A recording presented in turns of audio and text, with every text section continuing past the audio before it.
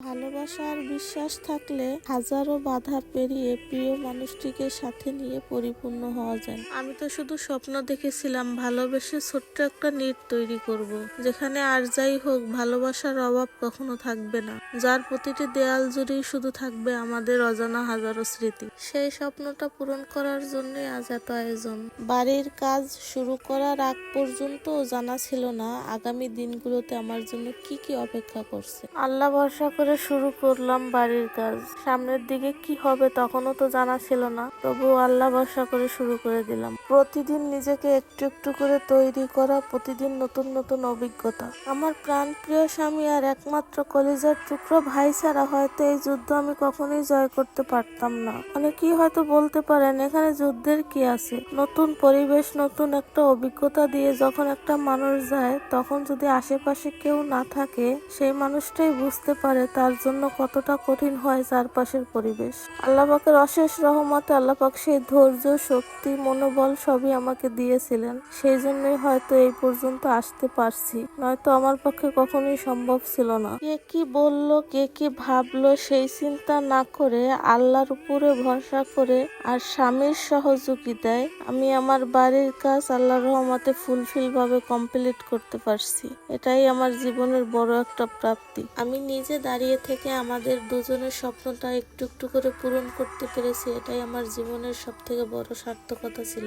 এই যে ঘর ঘর করে এত গলা শুকাই, একটা ঘর আমাদেরকে কতটুকুই বা আশ্রয় দেয়। নারীর কোনো ঘর নেই, কিন্তু দেখো সব ঘর নারীই কিন্তু খুব যত্ন করে সাজায়, অথচ শেষমেশ সেই নারীরই থাকার কোনো জায়গা হয় না। 8 মাস 17 দিনের একটা জার্নি মাত্র 6-7 মিনিটের ভিডিওতে কি তুলে ধরা যায়? তবুও একটু একটু করে স্মৃতির জন্য রেখে দিলাম। এই যে এত কষ্ট, এত পরিশ্রম, এত মায়া দিয়ে এত যত্ন করে স্বপ্নের নীড়টা তৈরি করেছি, কিন্তু ভাগ্যের কি পরিহাস, একটা দিন থাকার মতো সৌভাগ্য হয়নি। আগামী দিনগুলোতে হবে কিনা সেটাও আমার জানা নেই। আল্লাহ পাক যদি আমাকে নেক হায়াত দান করেন, যদি বেঁচে থাকি, তাহলে হয়তো ওই ঘরে থাকবো। ঘরের প্রতিটি দেয়াল জুড়ে আমার হাজারো স্মৃতি, হাজারো স্বপ্ন আঁকবো। তবে মাঝে মাঝে আফসোস হয়, এখন আমি যদি বেঁচে না থাকি তাইলে হয়তো কেউ মনেও রাখবে না যে এই ঘরের পিছনে আমার কত পরিশ্রম ছিল।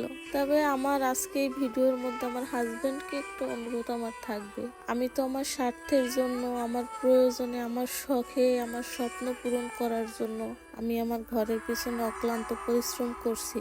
আর আমার ভাই যা করছে তার সবটুকুই নিঃস্বার্থ ছিল, শুধু বোন একটু ভালো থাকবে, দুলাভাইয়ের কষ্টের পরিশ্রমের টাকা যাতে নষ্ট না হয় সেজন্য সে অক্লান্ত পরিশ্রম করছে, সেটা যেন সে মনে রাখে। আমি বেঁচে থাকলে তো ঘরের প্রতিটা কোনায় কোনায় তাকালেই আমার ভাইয়ের প্রতিটা স্মৃতি ভেসে উঠবে। আমার ঘরের প্রতিটা ইট পাথর দেয়াল জানে আমরা দুই ভাই বোন কত পরিশ্রম করছি ওই ঘরের পিছনে। আর যদি আমি না থাকি তাহলে সে যেন সেটা মনে রাখে। আসলে আমরা মেয়েরা বাবুই পাখির মতো, একটু খড়কুটো পেলেই আঁকড়ে ধরি, নতুন করে স্বপ্ন দেখি ঘর বাঁধা। এই ঘর কখনো বা হালকা ঝড়েই পড়ে যায়, আবার কখনো কখনো তীব্র ঝড়েও নিজের জায়গাটা শক্ত করে ধরে রাখে। আসলে জীবন চলার পথে আমাদেরকে অনেক রকম বাধার সম্মুখীন হতে হয়, আর এই সবকিছু পেরিয়ে আমরা যে আমাদের মনের মতো করে স্বপ্নের নীড়টা তৈরি করতে পেরেছি, এটাই আমাদের জীবনের সব থেকে বড় সার্থকতা। আল্লাহ পাক সুস্থ রাখলে, নেক হায়াত দান করলে ইনশাআল্লাহ মনের মতো করে আমার মনের ক্যানভাসে আঁকা রং তুলি দিয়ে